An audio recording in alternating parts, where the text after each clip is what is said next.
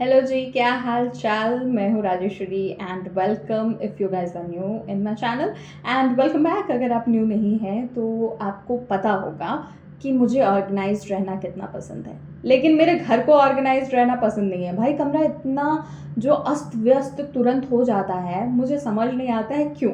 इसीलिए लाइफ का फंडा है, धीरे धीरे जो है ना, आप थोड़ा थोड़ा डेली ऑर्गेनाइज करते रहिए घर को, वरना एक दिन ऐसा अनऑर्गेनाइज हो जाएगा कि आपको लगेगा पहाड़ टूट पड़ा है आपके ऊपर। वैसे आज इतना भी गंदा हालत नहीं था मेरे घर का, लेकिन मुझे लगा कि इसे थोड़ी सी अटेंशन की ज़रूरत है, थोड़ी सी जो है डस्टिंग वस्टिंग करके अरेंज करने की ज़रूरत है। तो वही करने में लग गई मॉर्निंग में ही, क्योंकि इसके बाद मुझे जब नहा धो लूँगी तो ऑब्वियस सी बात है करने का मन नहीं करेगा। और फिर सबसे पहले बिस्तर बना लीजिए।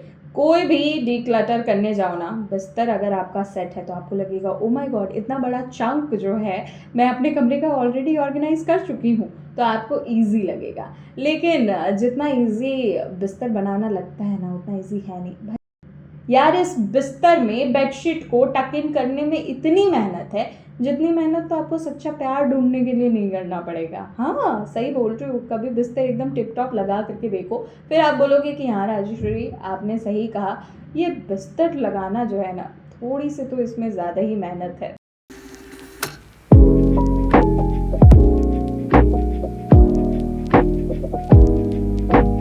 अब देखिए, आप सभी सोच सकते हैं कि यार इतना ऑब्सेस नहीं होना चाहिए क्लीनिंग से, बेसिक क्लीनिंग भी काफ़ी है, तो आई अग्री। लेकिन अगर आप अनऑर्गेनाइज्ड रहोगे तो आपका दिमाग भी थोड़ा सा अनऑर्गेनाइज्ड हो जाता है। क्यों? क्योंकि इसलिए आपको ओपन थॉट्स नहीं आएंगे, आपको जो है क्रिएटिव वर्क अगर आप करते हो और ऑर्गेनाइज नहीं रहेगा तो आप फ्रेश चीज़ें नहीं सोच पाओगे। और भैया क्रिएटिविटी से दूर दूर का कोई नाता नहीं रह जाएगा आपका। तो जब घर ऑर्गेनाइज रहता है तो आपको लगता है you have your life in your hand, और आपको लगता है कि हाँ भाई अभी मैं कुछ भी कर सकती हूँ। अब ये मुझे फील होता है। ज़रूर बताइएगा अगर आपको भी ऐसा लगता है कि घर अगर ऑर्गेनाइज है और आप अप टू डेट है, तो आपको लगता है कि हाँ अब मेरा जो काम है या फिर मेरा जो वे ऑफ थिंकिंग है वो भी थोड़ा सा ऑर्गेनाइज ही लगता है।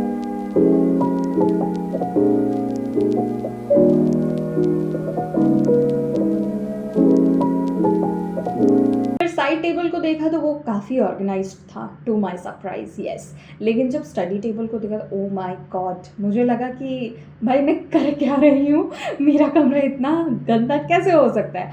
तो लगी कपड़े लेकर के हर एक कॉर्नर को डस्ट करने में, जितने भी यहाँ पे मिरर हैं, पॉट्स है, कैंडल्स है, सब चीज़ों को मैं एकदम टिप टॉप करने के लिए लग गई।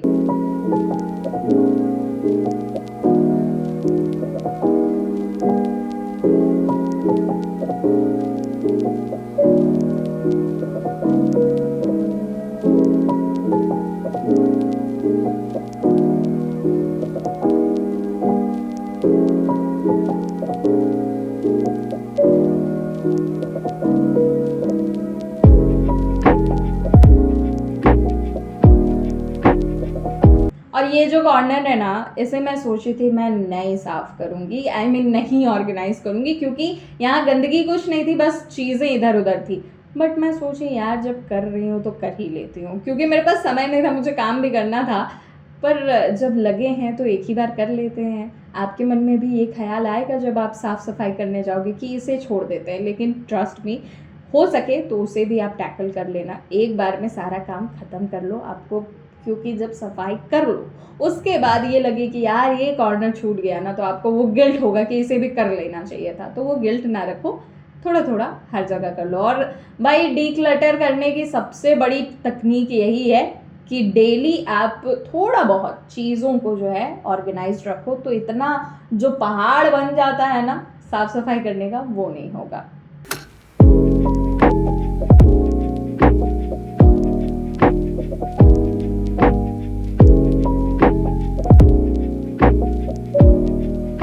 अब आगे इतने साफ सफाई करने के बाद मैं इतना थक गई थी कि मैं तुरंत झाड़ू पोछा की, उसके बाद शावर ली और अपने नाश्ते की ओर चली गई, क्योंकि मुझे इसके बाद कोई साफ सफाई दिख नहीं रहा था अपने घर में, एकदम टिप टॉप हो गया था। लेकिन मैं फिल्म करना भूल गई जो ये साफ सफाई डन हो गया था उसके बाद।